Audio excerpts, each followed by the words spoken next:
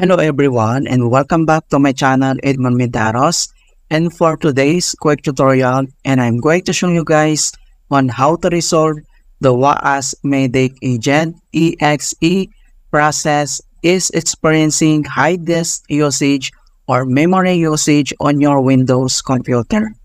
So WAAS Medic Agent.exe is a Windows Update Medic service that ensures a smooth and seamless Windows update process. Kung paano ba natin yan i-fix, and without further ado, let's go ahead. So all you have to do is to open up on the search menu, and then dito ay kailangan mo lang i-type yung registry editor, and then click mo lang dito yung open. If you receive user account control, and then click mo lang dito yung yes. So before you proceed in the registry, I would suggest you to create a backup file. So if anything go wrong, you could easily restore it back. In order to create a backup, it's very simple. All you have to do is to select yung file dito lang sa taas. So click mo lang yung file, and then select mo lang dito yung export. And then next, makikita mo dito yung export registry file. And then select mo lang dito kung saan mo isi-save yung file. And then dito naman sa file name, so I would recommend na kailangan mo maglagay dito ng date. So name with a date, and then click mo lang dito yung save. Right? So and if you needed to import it back, so napakasimple lang din. So dito lang sa taas, click mo lang dito yung file, and then select mo lang dito yung import. So dito sa import registry file, so kailangan mo lang i-locate kung saan mo sinave yung file. And then click mo lang dito yung open. Right? So proceed na tayo. So ang next step ay dito lang sa HK local machines, kailangan mo lang mag-double click. And then next step ay select mo lang dito yung system.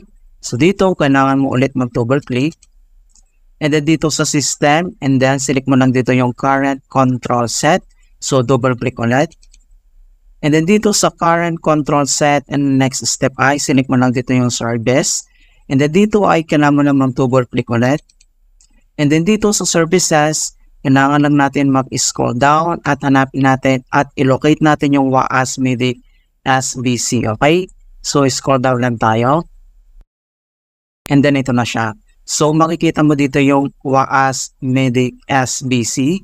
And the next step ay, kailangan mo lang mag-double click. And then, dito sa kanyang settings, dito sa right side, ay kailangan mo lang select dito yung start. So, double click ulit. And then pop up itong kanyang edit DWORD 32-bit value. Right? So, ang next step, dito lang sa value data, itong number 3 ay change mo itong number 4. Okay? So, kailangan lang natin i-change yung number 3 into number 4. And then dito sa base, isilok mo lang dito yung hexadecimal. And then click mo lang dito yung okay. Right? And then after that, so close lang natin itong registry editor. So kailangan lang natin mag-back. So back natin. Okay, and then close.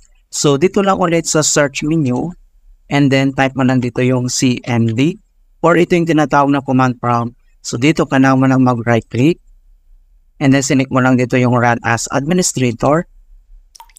If you receive user account control, and then click mo lang dito yung yes. So dito sa administrator command prompt ay kailangan lang natin i-enter yung command keyword na dsm /online /cleanup-mh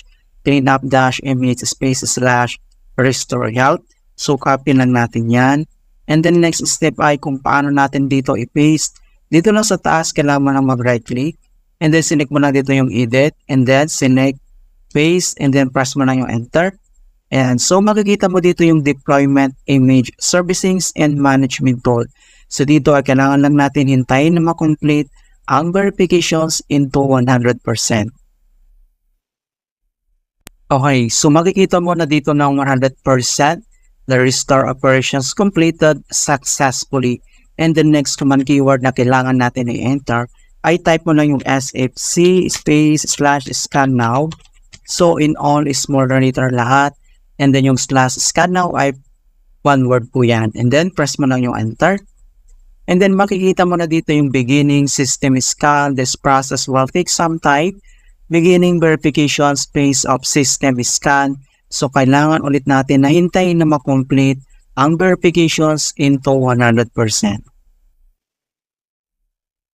Alright, so makikita mo na dito na 100% complete verifications. So ang next step ay close lang natin tong CMD and then kailangan lang natin mag-restart. So dito na si start menu and then click mo lang ito, restart.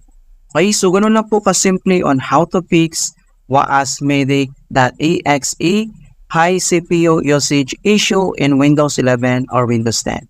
And please don't forget to like this video and subscribe to my channel for more quality content. Thank you guys and see you in my next tutorial.